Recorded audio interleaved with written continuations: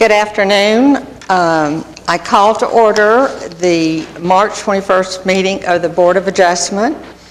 And before we start, I would like to just add that you have on your agenda, if you have it before you, give you all the guidelines and everything regarding the hearing of this matter, of your matter today.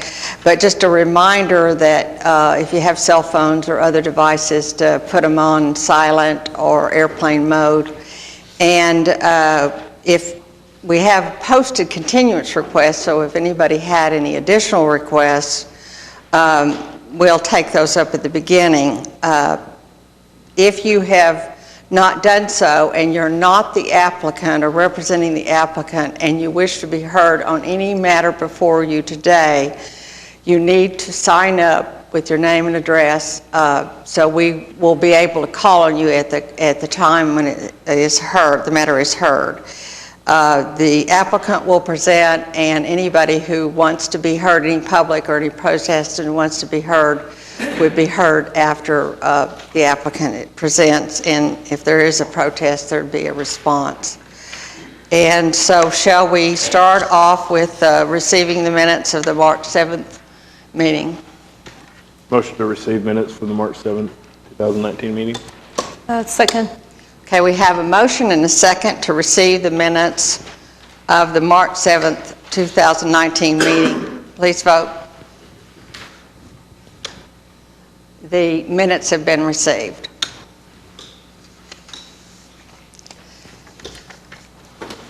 We have a continuance request. Could you, clerk, read those, please? We have three continuances. They're all by the same applicant. Item number 6, case number 14581. Item number 7, case number 14582. And item number 8, case number 14583. They're all requested to be deferred to the April 4th, 2019 meeting. We need a motion. Do you want, the dates have been read into the record. I need a motion and a second to continue. Motion to approve continuances as read. Second. I have a motion and a second for the continuances of the items read into the record to April 4th, 2019. Before we act on that, is there anyone here that wanted to be heard on any of those items? The agenda reflects that they're going to be continued, so I just want to do a precautionary if they're school items. So, okay, we have a motion and a second. Let's vote, please. The item is continued. I'm sorry, the item is continued, yeah. We have item number 1, case number 14574, request for a variance to the minimum building height of 2 stories or 30 feet on all street frontages to permit a fence over 8 feet in height in the DTD Downtown Transitional Limited District located at 1305 Classen Drive. Madam Chairman, excuse me, I had signed up to speak with respect to item 3B, which was a request for continuances by the public, and perhaps I missed it. If I did, I apologize, but I'd like an opportunity to address that, if I may. Let's go. I see you, Mr. Work. I see you've signed up to oppose the application. 14574. What I intended, that's the item I intend to address, but what I intended to do was to request to speak under the request for continuances by the public. We do have in our, if I may address continuances, we do have defer to the city attorney on that, on when continuances would be granted and who is allowed to ask for the continuances under our bylaws. Under the bylaws, they only contemplate the applicants requesting continuances, and there's not a mechanism necessarily for protesters to request continuances. Well, I just noticed there is an item on the agenda that says continuance requests by the public, so that's what I intended to address. And it just would seem appropriate if we're going to be requesting a continuance on a legal issue with respect to the particular item, and it is relating to item number 1, that be addressed before the full merits of the case be heard, and that's what I would request an opportunity to present. Well, right now, I'm looking at at our bylaws which govern our procedure, and certainly you have made your record that you want to be heard on this matter, but I believe that in comporting with the bylaws of Article 4, Section 1, that you are not the appropriate person who could ask for a continuance unless the applicant wanted to also join with you in that continuance. And so for that matter, I would ask for the applicant to come forward and speak as to that issue. Sure. David Box, 522 Colcord Drive. We would decline to join in Mr. Work's request. We would like this matter to be heard today. All right, Madam Chairman, I think I understand, but just to be clear, so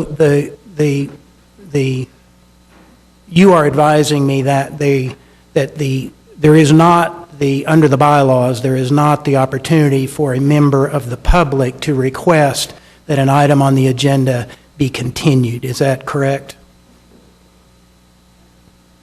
Under our bylaws, and I'll defer to my attorney too. Without the consent of the applicant. Okay, so where it indicates on the agenda requests by the public for continuances, that would only be in the case where the applicant is consenting. Is that accurate?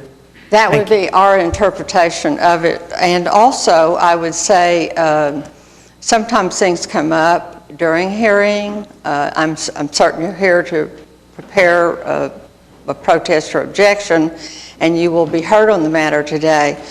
But we don't have any reason or basis to the board. I mean, I haven't asked any of the other board members, but I don't see any basis to continue because this matter, I would defer, Ms. Cronster, that matter was heard today, right? Before the Downtown Design Review Committee. And did they take action in terms of the recommendation for the approval of the variance? Yes, they approved the case and they made a recommendation of approval on the variances.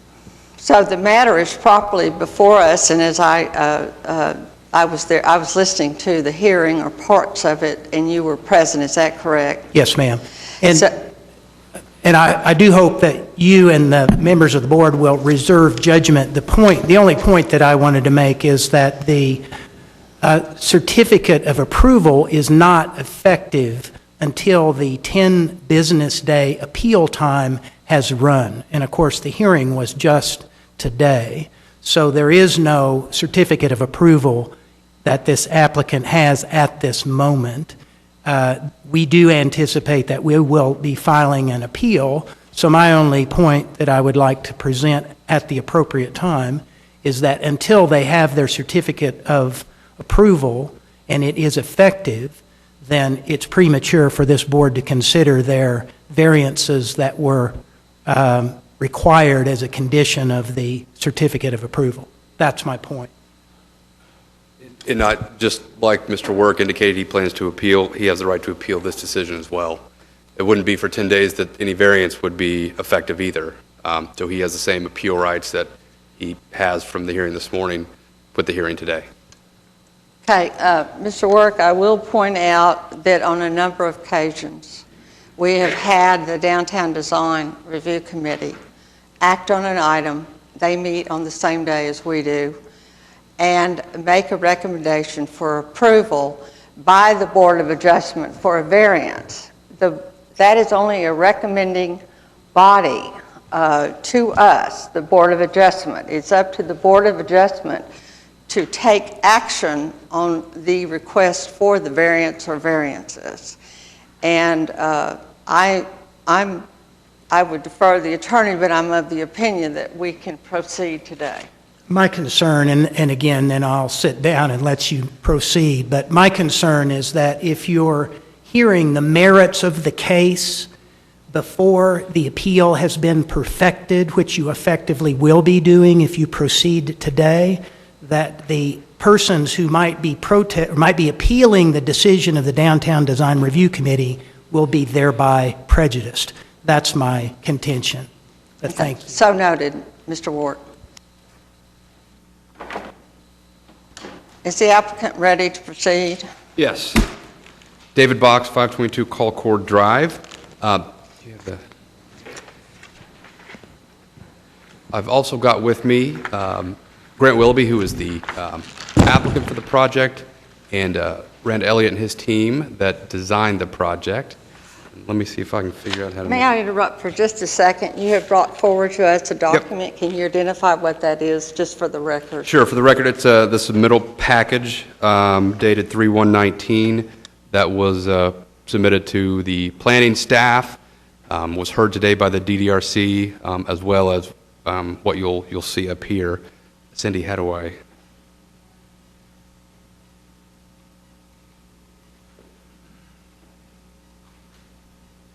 So, as has been indicated, the DDRC did hear this item this morning in a fairly lengthy discussion. I think we got done about 45 minutes ago. And part of the project does require 2 variances. Cindy, could you scroll? The 2 variances both deal in height. The first being it's essentially being classified as a fence variance. Keep going, Cindy. Keep going.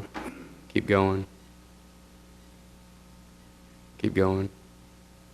Okay, that's good. Right. Yeah. So we've got a unique situation in that where the front wall is adjacent to the building, it's considered part of the building. But as soon as it is west of or east of the building, at that point it's considered a fence. And so we have, in theory, a fence that's too tall.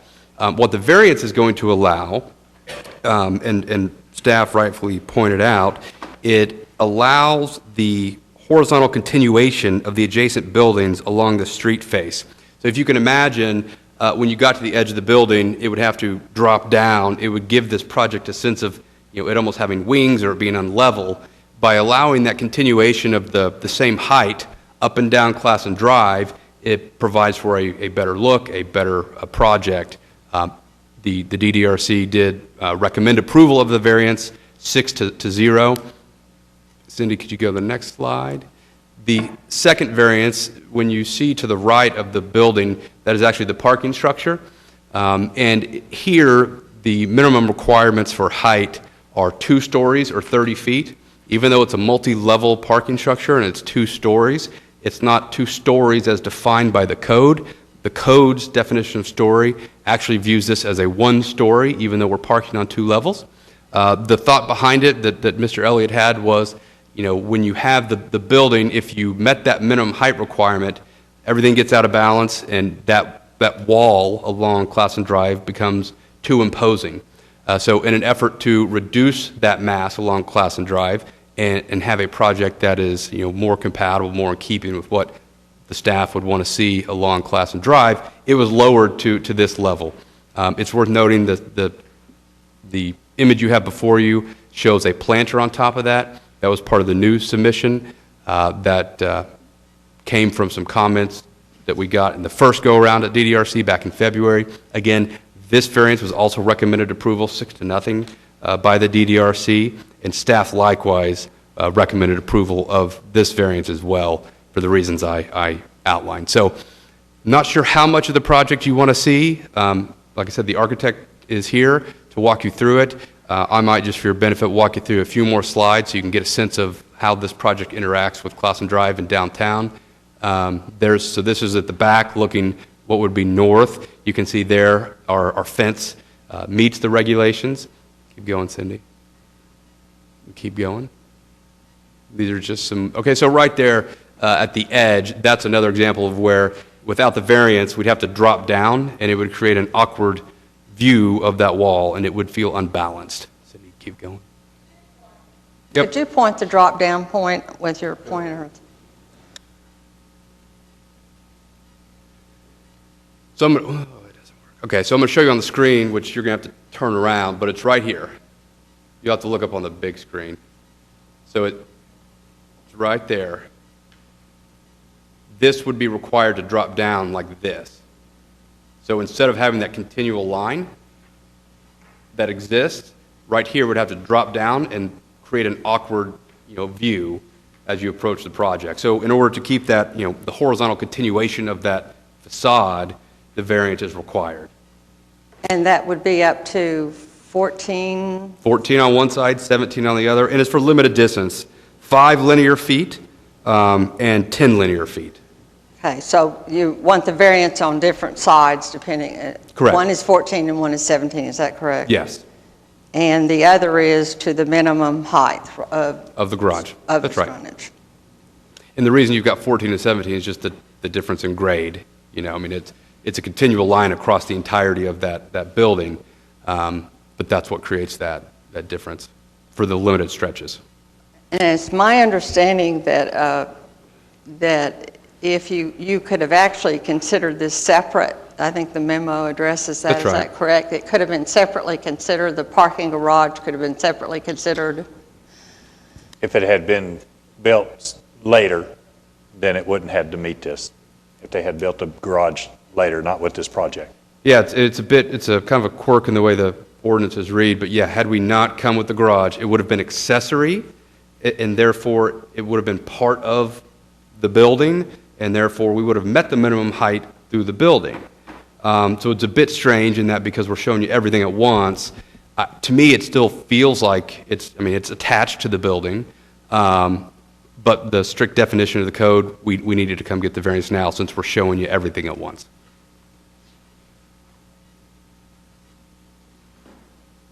Board members, would you like other parts of the presentation dealing with the building itself other than the variance today, or should we consider it all?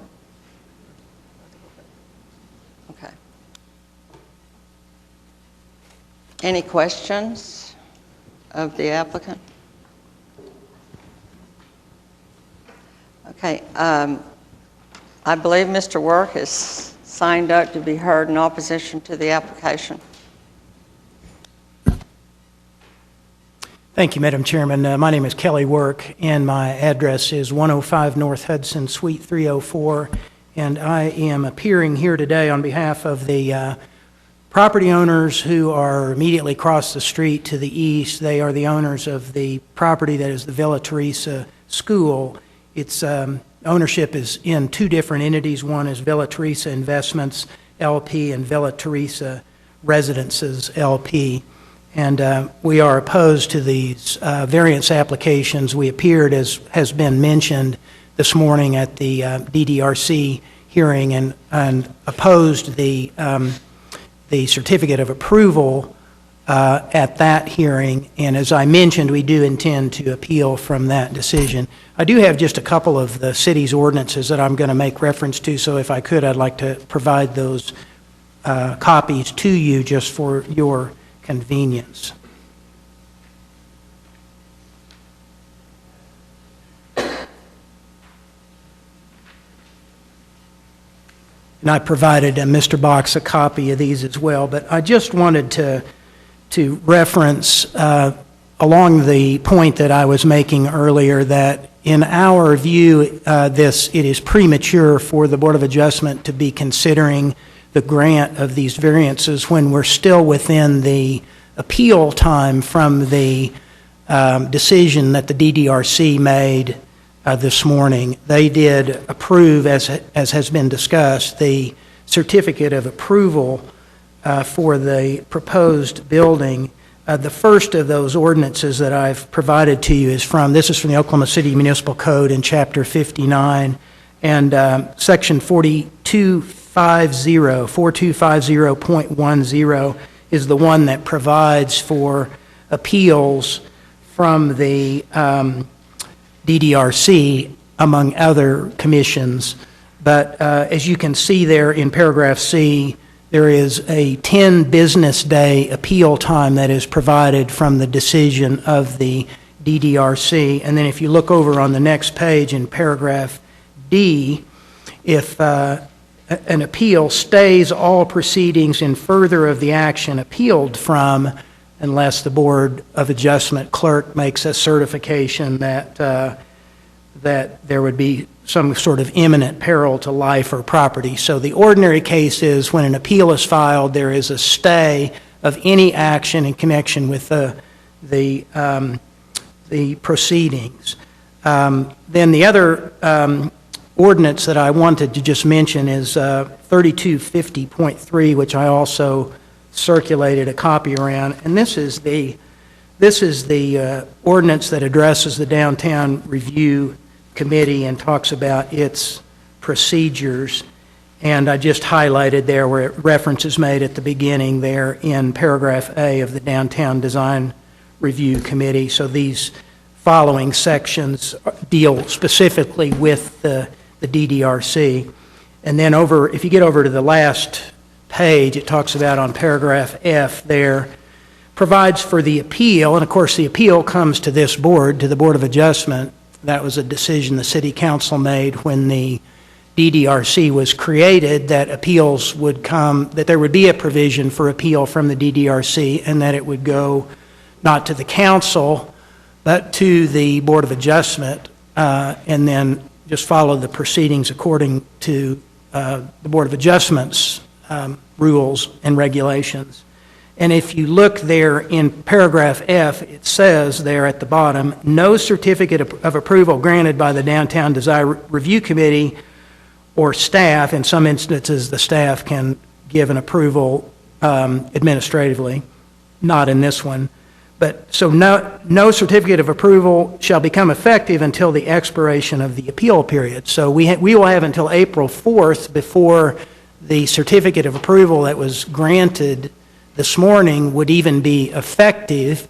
And then if an appeal is filed, then that would stay any proceedings in furtherance of the action that's being requested. So in our opinion, it's premature for the board to be proceeding on these variance applications when we are still within the appeal time from the DDRC.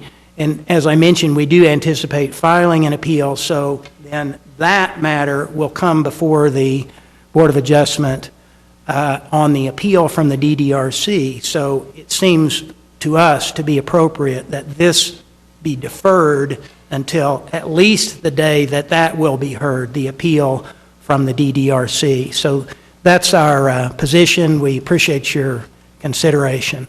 Before I defer over to the City Attorney's Office, I would like to make a comment. You have an appeal from whatever action this Board of Adjustment takes. So the items before us dealing with the variances, those appeals are not from the Downtown Design. Those appeals are from the Board of Adjustment. So what you're having heard today is the item on the Board of Adjustment for the variances that have been requested by the applicant. I will defer to the attorney on this to comment as to arguments made by counsel. Right, so there are two appeal periods. One would be from today's variance request, if that were granted, and there's also the opportunity to appeal from the Downtown Design Review Committee. Since the Board of Adjustment is the granting body of the variances, that stands alone, and DDRC is merely the recommending body on that. So at any rate, this project, whatever appeal is filed will be stayed until those appeals are finally determined, but that won't impact whether or not there are two appeals running simultaneously. They won't be able to proceed until everything's resolved at any rate. Thank you for that. Yes, and I certainly understand that we will have a right to appeal any decision from the Board of Adjustment on the variance applications to the district court. And again, it just seems appropriate to us that the board should defer action on these variance applications until there is a certificate of approval that is effective in hand by this applicant. It seems to us that this is getting ahead of the process, which we believe is to the applicant's advantage, and to us as the responding neighboring property owner, it's to our disadvantage, this process of allowing the applicant to come and make their presentation to the Board of Adjustment immediately after the DDRC, and while we're still within the time to appeal and before that certificate of approval has become effective. Let me just say one more thing, and then I'll conclude. And that is that, just for the record, we do not believe that the statutory requirements for a variance have been met in either of the applications that are before you today, the variance requests that are before you today. What we will end up with if this project ultimately is approved is at the south end of the property, there will be effectively a 17-foot brick wall at the property line. So right at the street right-of-way, if this variance is approved, that allows them to extend it all the way to the south end of the property, and then it will be 14 feet at the north end. So we think that's going to be too severe hardscape for the neighborhood, and we oppose it for that reason. And I'll be happy to answer any questions that you may have. Board members, anybody have any questions? Yeah, I mean, I think that's the argument that we're concerned with, or any objections to the granting of the variance. A certificate of approval is not necessary in order for us to grant the variance, unless I'm mistaken. And so that part of it, at least for our purposes, I don't consider it to be a factor.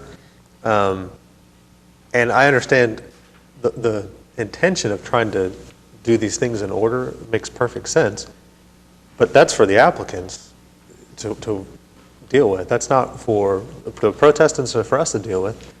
If they get a variance, or if they don't get a variance, but particularly if they get a variance, and you prevail in the appeal, they have two worthless variances. But that's their problem. That's not, I don't think that's really a factor for us to consider. I think we just need to consider the statutory elements. And so that's why I think getting to your objections to the statutory elements are what I'm more interested in, and I only speak for myself. But I don't think that a stay or a continuance is necessary. I think we can decide today, and however we go, that affects the applicants. And I agree, although I would have liked to just listen to the DDRC meeting just for my own peace of mind, but yeah, statutory requirements. I agree, but I almost think it's better that we didn't, because then... Non-objective, right? Yeah, I mean, then we're dealing with things that deal with the design and the appropriateness of this development in this area, instead of the limited review that we have, which are just the statutory elements for these two limited variances.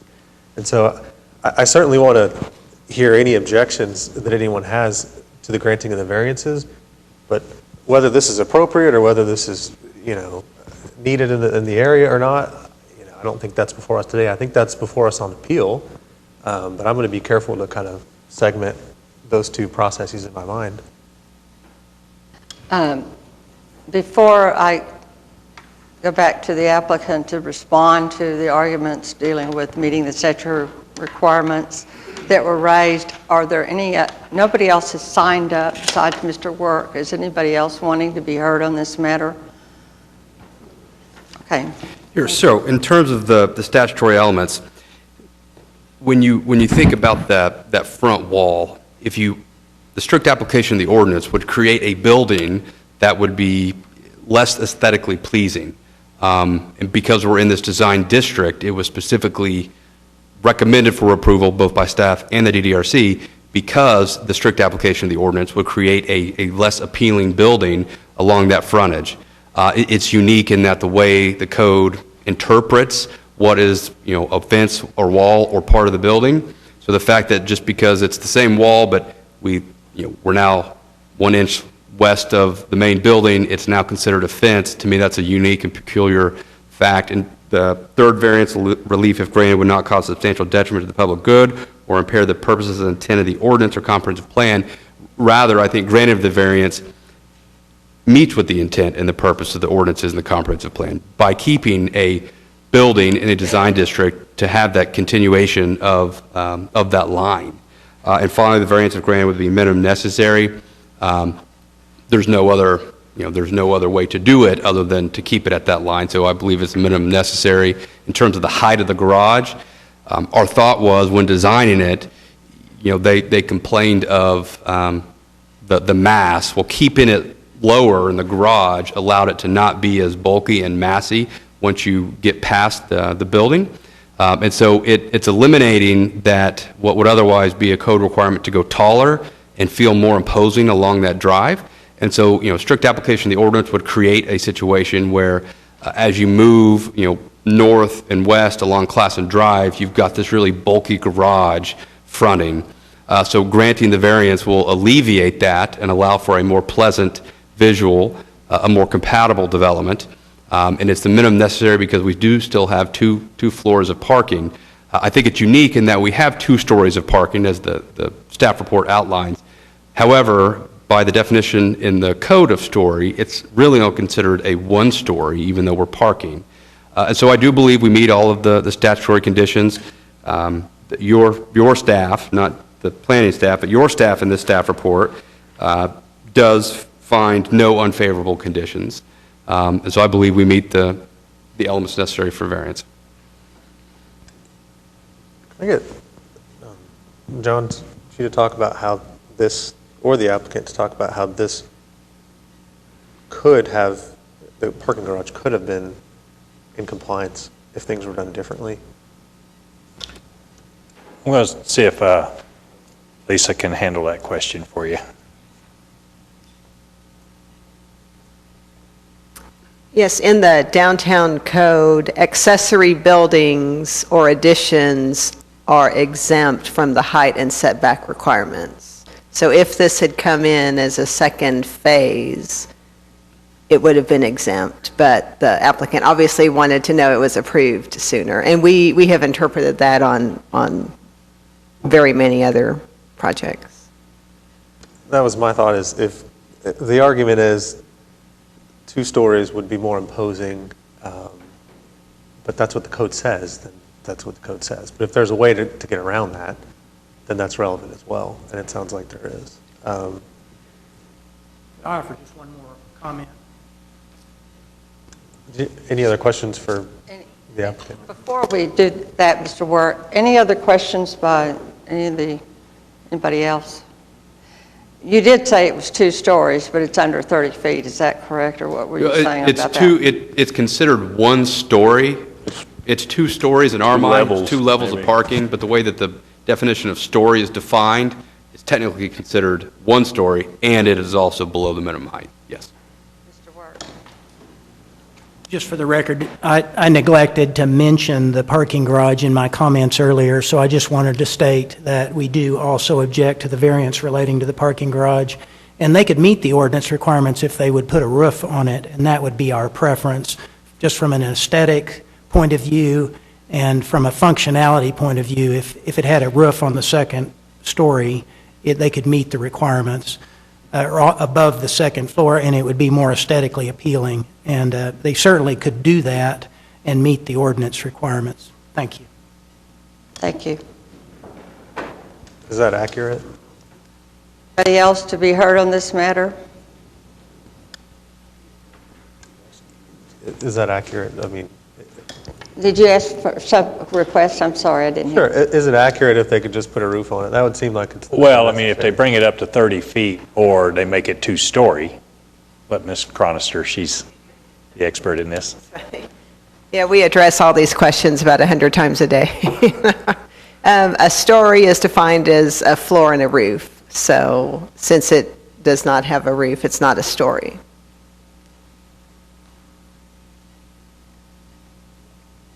And then the applicants, I assume, considered a roof, and is there a reason why?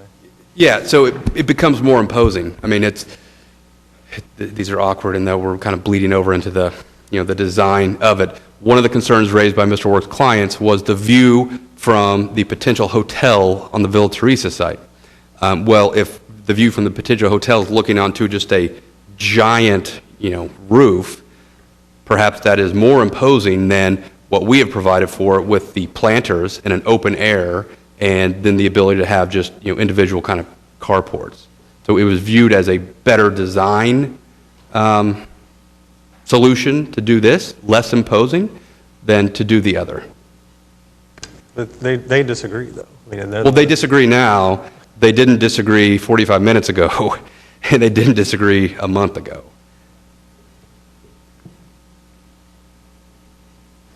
Any other questions, board members, comments?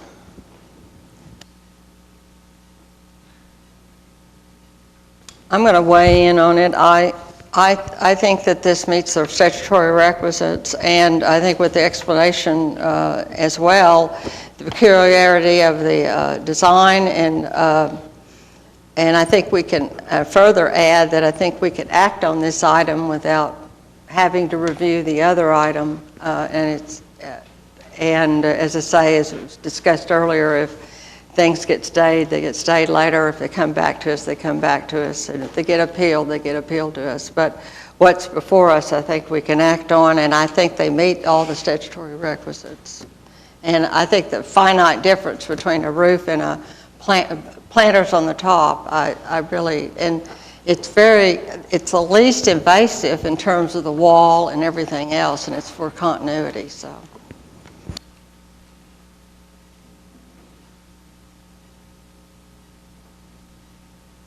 Do I have a motion?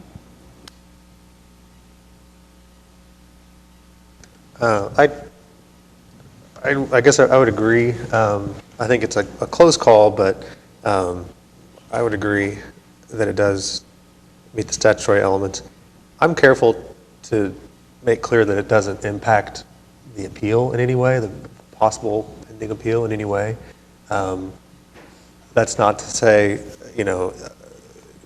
moving to approve this application, when the appeal comes up, it's going to have any effect on that appeal.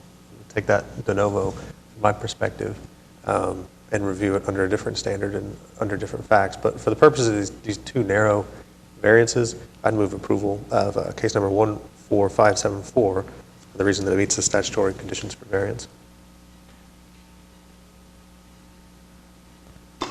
Second. Okay, I have a motion and a second to approve case number 14574. Let's all vote. Unanimously approved. Thank you. Item number 2, case number 14575, request for a variance to the requirement that a fence located in the front yard be see-through, and a variance to the 6-foot maximum height for a front yard fence and maximum 8-foot height for a side yard fence in the R1 single-family residential district located at 11700 North Bryant Avenue. Once again, David Box, 522 Colcord Drive, on behalf of the applicants who are here with me today. This is a variance application for a fence that is already erected, but as it relates to height. What I've handed out is an aerial photo pulled from Google Earth. You'll note in the staff report we have a portion of the fence that is 10 feet and a portion of the fence that is 8 feet tall. So I wanted to be able to show you with some specificity the different portions of each. So this is a bit of a strange one in that if you read our analysis, there is some pending litigation between neighbors. The basic purpose of this fence is to provide hopefully a barrier that will look to ease relations as they currently exist. My client reports that it has started working, but further, it was a prerequisite from opposing counsel that the fence be erected prior to going and mediating the other disputes and claims that they've got. This is one in which the neighboring property owner was actually held in contempt and thrown in jail by Judge Parrish because of certain actions of him. This fence is viewed as an ability to hopefully create that barrier so that the neighbors can coexist peacefully. When you look at this area, it's unique in that it's heavily wooded, it's rural. It's not your typical single-family residence where you have several houses in close proximity where a 10-foot fence perhaps would be imposing. Rather, it's in the middle of a wooded area. It's rural if you've been out there. So it's not such that this is going to be an imposing. It's also high quality. I hope everybody's had a chance to look at the images that were provided. You could see that it's a high-quality fence. So, the strict application of the ordinance would potentially invite additional conflict. This fence is designed to try to get away from that conflict. put the parties in a position to, live peacefully on their respective sides of the fence. Relief if granted would not cause substantial detriment to the public good. Boy, I can't imagine that we don't meet that. In fact, I think this would perhaps ensure that the public good happens. It's the minimum necessary. I think the heights that they have selected allows that necessary view or blockage of the sight line. And they're unique and peculiar in that we are in a heavily wooded area. It's not your typical single-family type density where a fence like this might be problematic. Rather, it's kind of hidden in the woods. So I believe we meet all the necessary statutory elements. Additionally, staff found no unfavorable considerations, so we would ask for your approval. I have just a few questions. Number one, we don't have anything in writing or any court order regarding the resolution of the dispute. Is that correct? That's right. Mr. Connor, who is the couple's attorney, can speak to that if you want to, but it was at the request, advice of opposing counsel that the fence needed to be built before they could mediate, because this is viewed as a critical issue that mediation perhaps won't be fruitful if this key element of keeping the parties separate wasn't installed. So the fence was built and no permit was issued, is that correct? That is correct. Okay, so we're here with the fence being built, and I will comment, I did go out yesterday and observe the fence, and it is in a woody area, and it's difficult to see from, if you try to see from the street, you might not be alive because traffic is fast, but the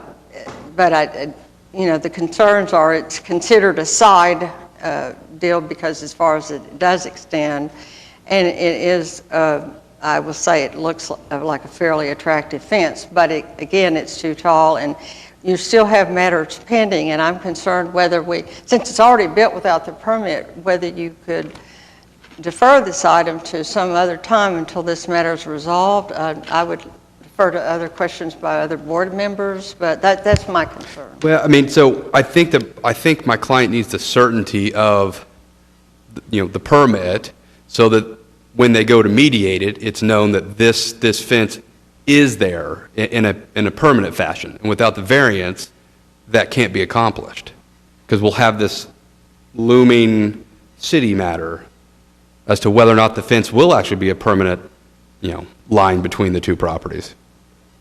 I guess my question is, why didn't they come before us before the fence was built? I think they didn't know. I think they've been in this situation. My client was hospitalized because of the physical altercation that led the other individual get thrown in jail, and this was seen as, we need to get this fence built. And so, we're here to beg for your mercy, but this has risen to a level that is unique and very different because it's become physical and violent. Was there a fence there before? Was there a fence? An old Can we barbed have wire them fence approach if existed. somebody's going to talk? There was an old barbed wire fence that existed previously. Because again, this is a rural area, and so in the past, it's just Yeah. been that. I guess I'm just wondering why a condition, in order to even mediate, had to be a 10-foot fence instead of a fence that complied with the code. So,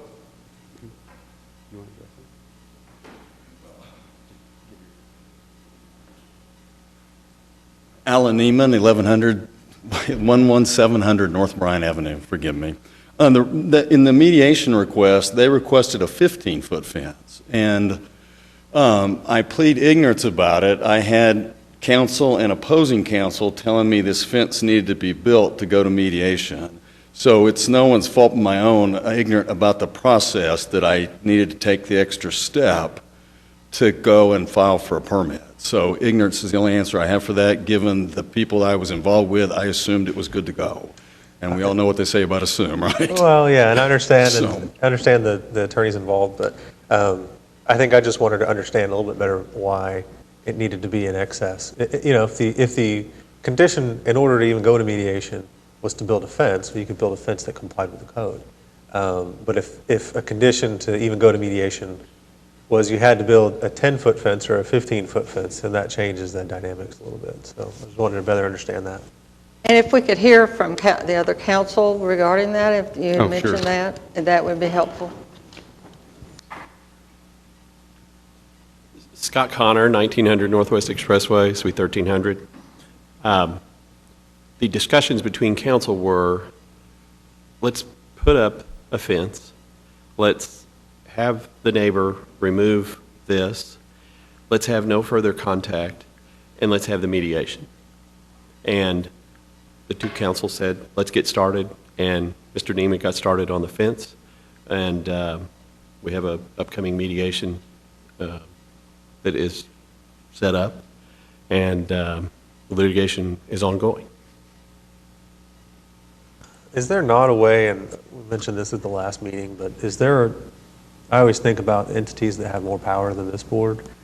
Is there a way to get that memorialized in a court order that just says, and I haven't thought through the dynamics of that, but it just says that you're allowed to exceed the statutory, or the code and Well, have this fence? I mean, we wouldn't need to grant the variance because you have a court order.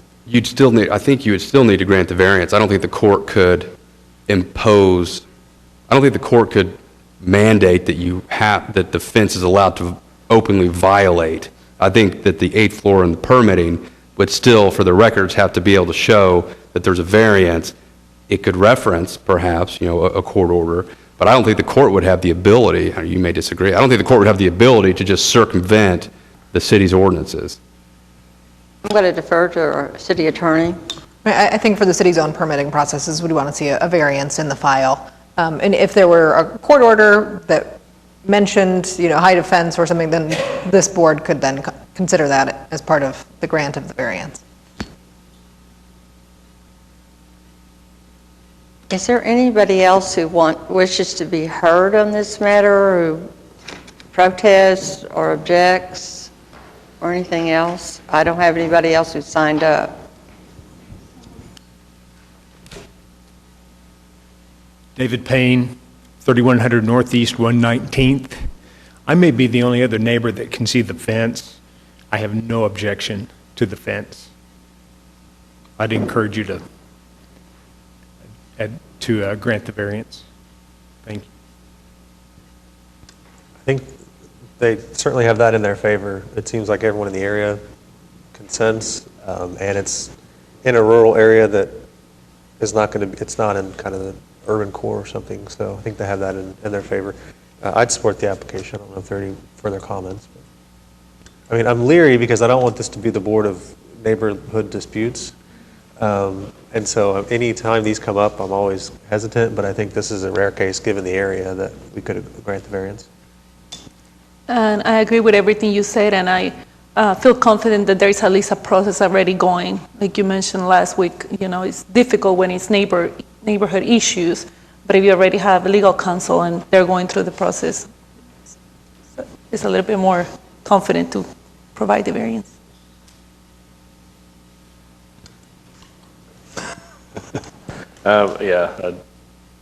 It being this far out of town is probably the saving grace here.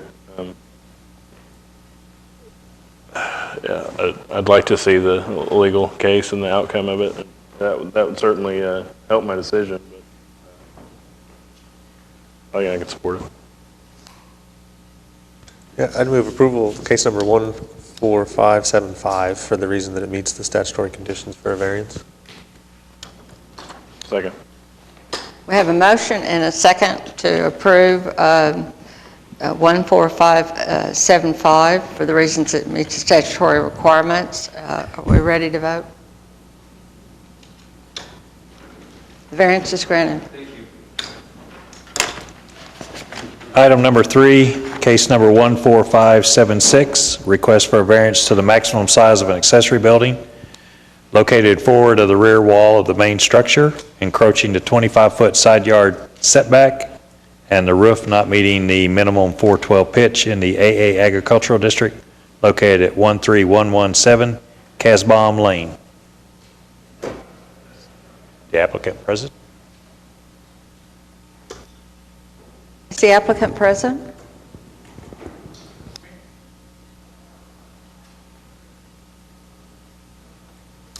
Marshall Johnson. My wife and I own the property give at us our- 13117 Casbah Lane. Could you give us your address? I know it's in the record, but if you could state your address too, sir. Your address too as well? with your My name. address? Yeah, it's. My your address Dalvin. is 13117 Casbah Lane. And this started off as a carport in order to get my properties out of the weather. The carport guy said he could transform it into a building.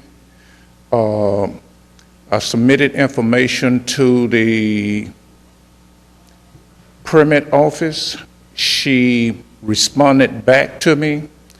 Right around that time, I came down with Rocky Mountain spotted fever, which I forgot a lot of stuff. And what I did was putting up this project, but I just got in over my head. I didn't realize the height requirement, the requirement for my neighbors, the size of it. But building one smaller wouldn't have been appropriate because that trailer on this side is a 32-foot enclosed trailer, and I built the building to put the trailer inside of it. And I have riding lawnmowers, push lawnmowers, weed eaters in order to try to care for the property. And I was building it to protect those things because until that point, we moved out in '94. Until that point, all that equipment was sitting out in the weather. And those tires on the trailer were lasting about 2,000 miles and I'd have to replace them. So started this, put it up, tried to make it as nice as I possibly could, and what it was, I was in over my head. So when I did go through the process to get the permit, everybody would sign off to a point to where they said, you need the permit, so that's why I had to go to the variance office and try to get a variance for this. If I could get a variance, it won't have to last 2.5 years because we would sell it and move outside the loop. I do have a couple of questions. Yes.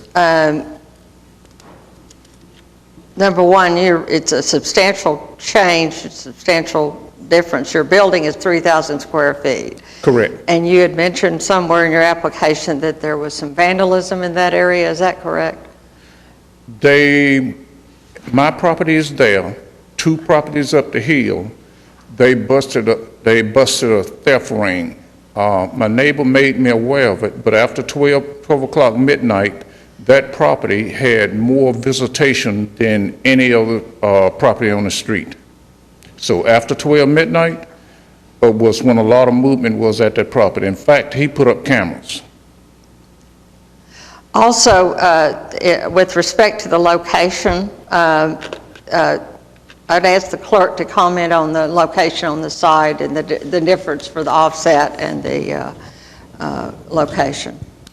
Well, the code requires that the building be behind the rear wall of the main structure.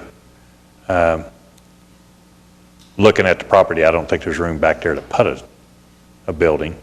The other is it's got 17 foot for side yard setback. It requires 25. Although it's not relevant for our consideration, this is a wooded rural area, and there are a number of accessory buildings all over the location. I went out there yesterday to look at it. Do you want to address any of that as far as, we don't have any protests today or anything? Well, it's a private road. I'm the treasurer, and about 8 or 9 of us pay $50 a month in order to maintain the road. We have to clean it up and all of that. And the neighbor immediately to my west called me and said she didn't care. The one immediately across from me, where that RA is, she's cleaning her property up so she can move. So I knew for a fact, just by being the treasurer, that my neighbors didn't have a problem with it. We also have a problem with the pitch of the roof, is that correct? So how many variances we're going to need? We need Should be 4. 4. Pitch of the roof is not a 412 pitch, and then the 25-foot side yard setback not being behind the rear wall of the house, and then the approximately 997 feet over the maximum square footage. Do we know what the pitch is right now?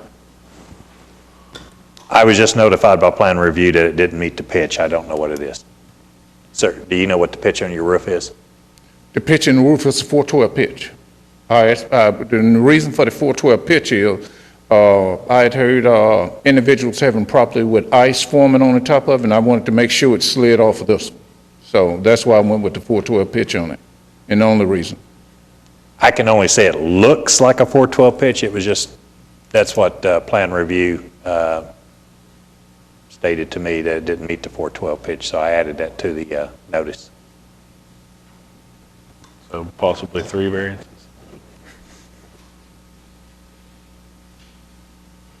I mean, I'll share my thoughts. You've got my sympathy here with the storage of the drag race cars and that kind of stuff. I love working on cars, and I build drag bikes, and so I certainly understand wanting a big garage, and I'd love this garage, or this structure, but you've got some serious variances that we would have to grant, and especially given the fact that it's been built already, instead of coming in advance and getting a variance, which, I always like to think, would we have granted a variance to begin with? I would have to say probably not here. I don't know why we would have granted the variance to begin with, and so that kind of weighs on the decision. The fact that it's in a rural area, helps you quite a bit in the vandalism, and I think there are some hardships here. I just don't, I don't know if I'm all the way there with you. I don't know where the rest of the board members stand, but, I guess I heard you say that it wouldn't need to last forever. Is that because you're selling the house and it would be someone else's problem? Is that what you're saying? Or? Well, no, they are putting in a bypass that goes up between Peebly and Harrow Road. And if I had my choice, I would prefer to be outside the loop as opposed to inside the loop, but that's the only reason. Oh, I've had there's a 2001 Dodge 3500 in there that somebody tried to break in the back window of it. And the ramps for my utility trailer, somebody drove up in the yard and took them off the trailer. But I should have had it deep on the property. Yeah, and that tips in your favor for the hardship, certainly. That you have a hardship, and we've recognized that as a hardship in the past, people stealing things and vandalizing things, and so that tips in your favor. I don't know, I'd like to see kind of where the other board members are. Well, my only note to myself is this is a little too much as far as variances, so I was kind of, coming here looking for something to hang my hat on this. I'm not quite seeing it just yet. The 412 roof pitch, that's, plus if it is an actual 412, that's the code. But, the size and the setback is quite a bit.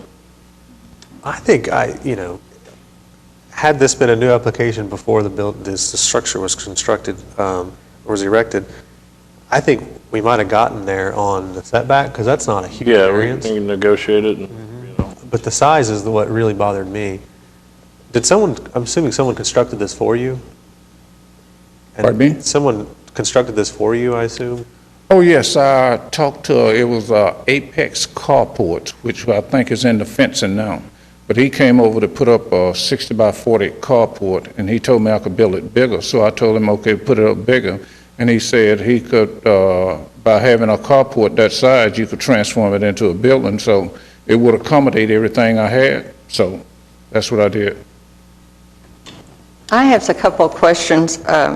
Number one, I think I have been there, and I think in this rural, brushy area that sits adjacent to a private road that's privately maintained, and I will say down the street from where you were, someone had this saying surveillance signs being watched 24/7, cameras, and et cetera, so intimating that they didn't want people coming on the property. So you really want to have all this bigger rural area.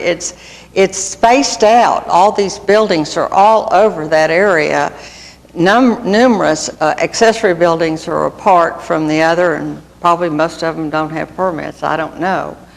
But and I know the size is over large, but I certainly don't think the encroachment, I think it's appropriate. I think the pitch, we're not even sure why they said 4 and 12. I don't know. And I don't know if you could downsize get Apex or somebody to downsize it. We're talking about a little over 1,000 square feet difference. Is there any way you could downsize that part? What I did was I found out about it after I had put it up, but put up spray foam installation, and that spray foam seals it just like a cocoon. So it would probably cost a significant amount in order to downsize it.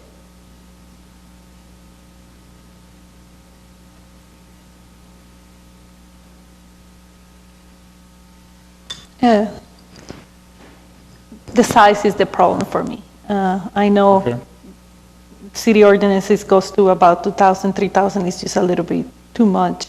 Is there a way we can maybe talk about this as a separate variances to see if we can get somewhere with his application? I think that it would be appropriate to vote on each and every one of the variances separately, because some, if not all of you all, are questioning the size, but I don't think anybody really is questioning the other three. I don't want to speak for you, but it seems like the other three requested might, so I would suggest you do individually do the variance request, and then we'll vote on each one separately.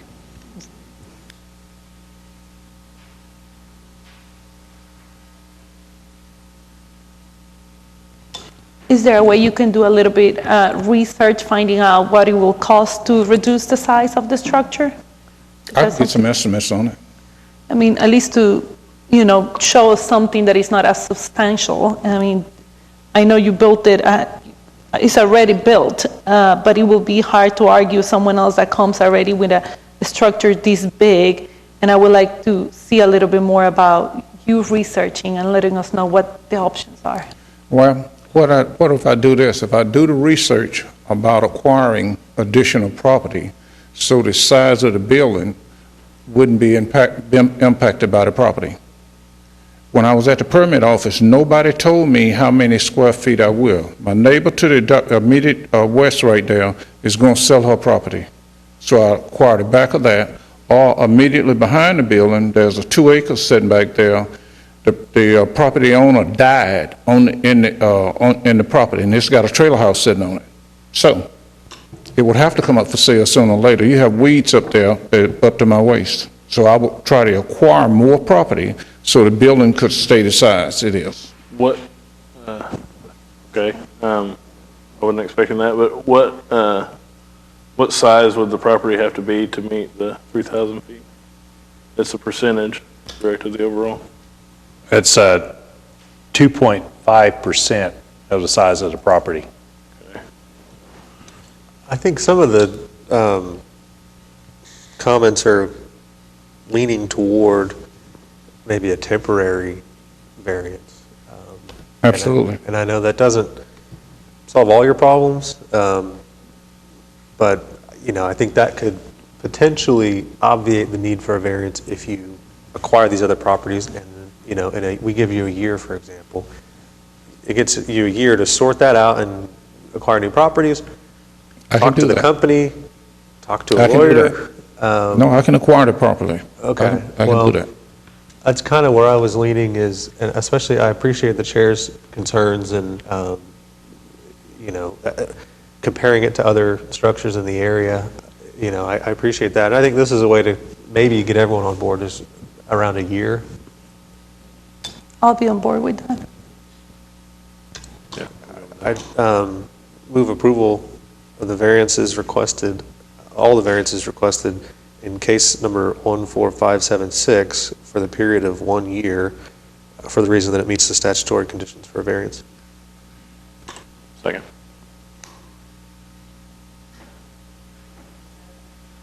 Second, okay. I have a motion and a second. This is a temporary variance, and that means it lasts for, if it's voted on, you will have to come back at the end of the year or the matter resolve itself. So we have a motion and a second. Let's vote on the, for a 1-year temporary variance. It's been granted for 1 year. Okay. Now, could anybody point me in the direction of where I would go to find out how much additional property I would need? Right now, mine's supposed to be at 1.87. Mine is at 1.87 right now. How much property would I need to acquire in order to satisfy that? Could I go to maybe the permit Probably- office or I'd the come- variance office? I'd come back and talk to city staff about that. Yeah, Dawn Different would be setting. available at some other time to meet with you and discuss it. This matter's already been acted on today, so I'm assuming nobody else wanted to be heard on that matter. We already voted on it, but anyway, nobody else wanted to be heard on the matter. So you need to visit with John or his staff to help you on that, okay? Will do. Thank you for your time. Item number 4, case number 14580, request for a variance to the 25-foot front yard building setback in the R1 Single Family Residential District located at 1600 Southwest Binkley Street.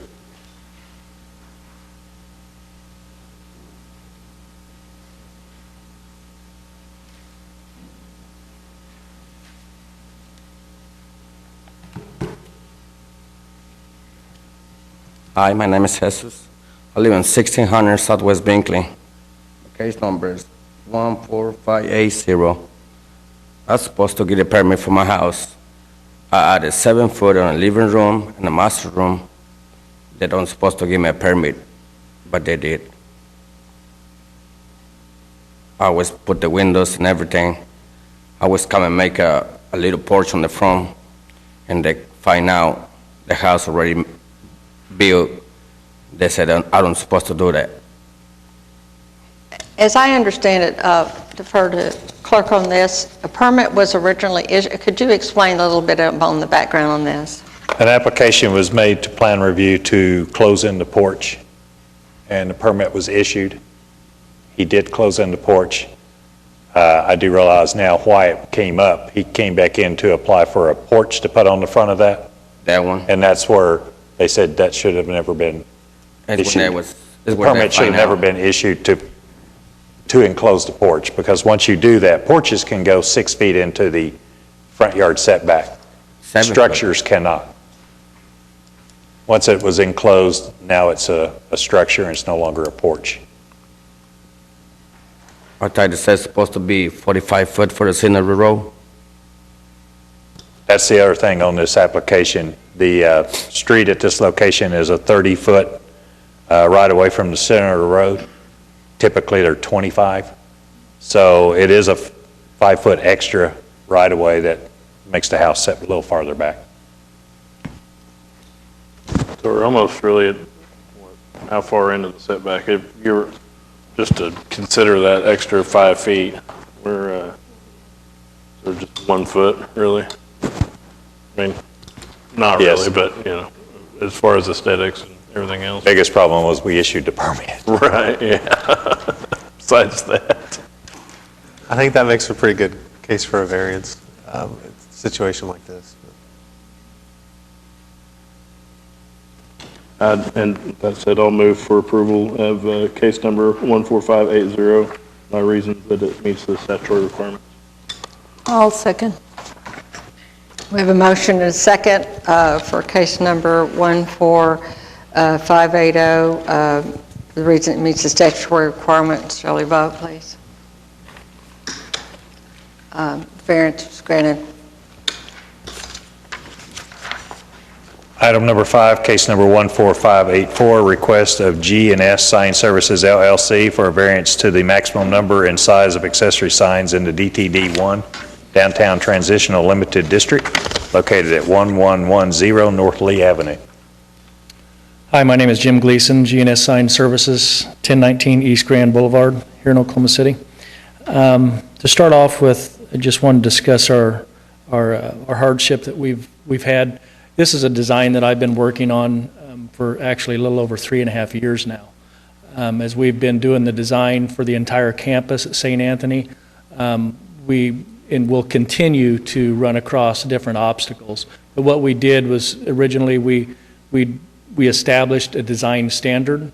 One of them was a small monument sign, which in this application, we're going to be asking that we place that in the right-of-way. We're trying to stay away from any type of a hanging type sign that would be on the edge of the building. In this sign number 8 monument sign, I'll address it first. If we do a hanging type sign on the side of the building, it was discussed, we'd still be overhanging the right-of-way. But more importantly, what we're trying to address is the safety of the public and our proper wayfinding.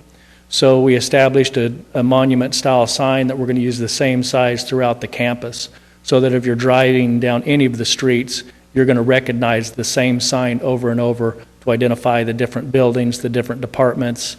And in this case here, it's to mark the parking garage, one of the entrances to the parking garage. This is the same hardship, again, that, like I said, we're going to be before the board again, because we are replacing all of the signs on the entire campus. Everything that we're asking for in this application, size-wise, is very comparable to what we're removing. Everything is almost like for like. We're just going to be upgrading. We're going to be removing signs, putting up the new signs, and then we're asking for a variance to add an additional sign on the parking garage, the cross, which St. Anthony has requested that as they take down the old logo, the old SSM, or the old St. Anthony logo, which incorporates a cross with the old logo, that the new cross is going to be placed on every building to replace that. Lisa, would you like to speak to the matter? There was a meeting this morning on the recommendation. Yes, this was heard at our meeting this morning, and it was recommended approval. This is some of you may have been on the board a couple years ago when we've heard several different variances for the St. Anthony campus, because they really are working to get people oriented on campus, and then they rebranded, so that instigated a whole nother assessment of the situation. So yes, the committee recommended approval. Anybody else, before we go any further, anybody else wanting to be heard on this matter? I will say I got lost in the garage looking for the hospital room of a friend of mine, and it was like 7 or 8 at night, and there was no signage that would help me. I actually had to have a staff member. She actually went outside and walked me across the street and showed me where I was to enter. Now, I know. I get lost around hospitals, I guess. But I think it's so important for patients and everyone else to find their way, and there's rebranding here, which is necessary, I think, and I understand. Yeah, it's continual. I mean, every month we have issues like that we deal with. Could you tell us, just as an idea, how many more times are we going to see you on these signage issues? I think one more. We're kind of doing it as we get approvals. We're doing it in phases, but the large package, we're getting ready to make that submission, and that'll be for the main campus, and that will encompass all the remaining signage. So I think it's just one more submittal. Members, questions or anything? I'm okay with it. I'm just kind of curious whether there was already a variance for some of these. There is for most of them. What we're finding sometimes, though, is in really strange instances, a really old sign there may not have been a permit for. I'm not sure which ones they are, but I kind of feel like it's irrelevant just because we have to get a new variance anyway, anytime we do a replacement. But for the most part, I think they are covered by variance. I guess that was my thing, though, I don't think you would need it if you was replacing something that was already subject to variance. By the sign code and for the variance, if they just replace the sign, same size, same everything, you just reface it, we wouldn't require a sign permit or a variance. I don't know about DDRC, if they would have to hear them or not. Same thing. Yeah, so. I do know if we change structure. But if they change any size or any location, then that's going to require a new sign permit, which then requires it to come back to this board. Yeah, in the main hospital, when we submit that package, there will be some pretty substantial changes up on the building, where we're going to be taking down some of the lettering, and I know that doesn't matter now, but we will be doing some changes that will be changing square footage. But in this instance, it's pretty much like for like, except for the addition of the cross. Plus, they did on this one here, they did add a new, I think it was the cross was new. Right. And so Correct. that right there would make it. And normally what we'll do is we'll submit to the city for our permits. There's kind of a gray line in what is required for a permit, what isn't. Sometimes a face change won't be required, but if it's a business name change, I do know that we have to do a new permit if the business is changing. But in this instance, it's kind of a rebrand, but it's still maintaining the St. Anthony name on it. So some of them we do, some of them don't. This one, I think there's one monument sign that we don't have to have a permit for. It's on this site that we're not required to do a permit on it because it's existing. I would suggest in future for you all, you might want to have a map or a general layout of where your variances have been granted and after all of this is over with. So in perpetuity, you might have some reference point in the future. We've had applications in the past where somebody wasn't sure they had a permit and the records are destroyed and different things. So keeping track of those records would be important. I do think this is necessary to continue on that, and of course I've already weighed in on that, and I'll defer to members for motions.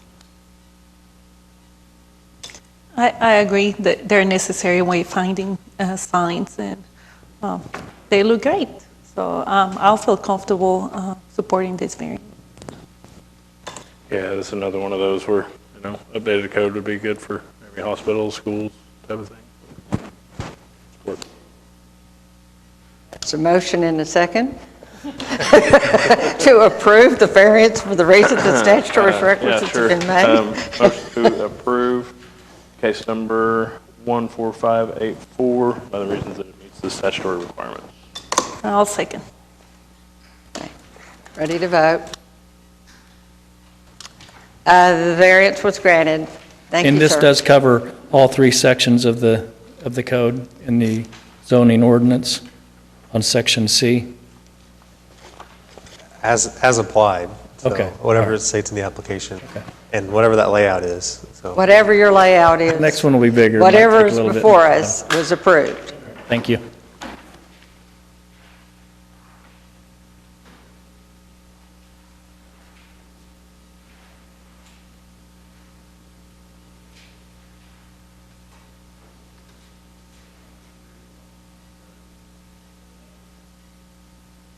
Any items or any matters anybody would like to discuss, or I did anything? just one thing to maybe put on the board's radar, and I guess Mr. Donaldson would be good to have for this as well, but I've been trying to think of things to add to the application that might make it easier for us as we go through the application and the packets.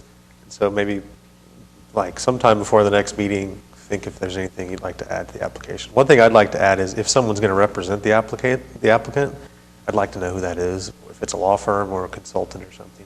So I'd like to add that, so things like that I'd like to get on your radar. Sometimes it is on the application, like the sign company signing off on it, and sometimes the attorneys aren't representing till the morning of it. We have them. Sure. We have them identify who they are. I don't know that we can require the attorney. Well, if they know at the time that they're applying. There's a provision for anybody representing you to sign it, either, isn't that right, the owner or the representative of the owner, is that correct? Yes. And on that note, the two that were at the DDRC this morning, I would have liked to known that they were there this morning and just, either been here just to listen or, usually it's if they already have one and they recommend approval, it's in there. But, so we already know that, but I have not, that's the only thing I was looking for on those was, the recommendation. I didn't see it. And obviously I didn't because it was heard this morning. So there's not a timeline that they really have to follow? Like, they were in the meeting this morning and they're here this afternoon? No, there's no notice period in between, since the notice to the surrounding property owners goes out when the application is received, but there is not any kind of like stay or anything between the time that it's heard at, DDRC or any of the design review bodies and then coming here.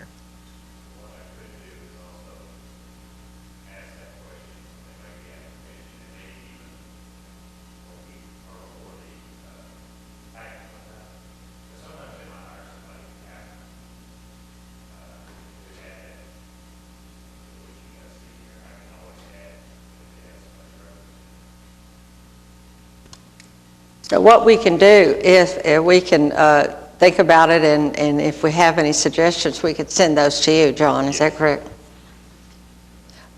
I believe, anything else to add? I believe we are adjourned.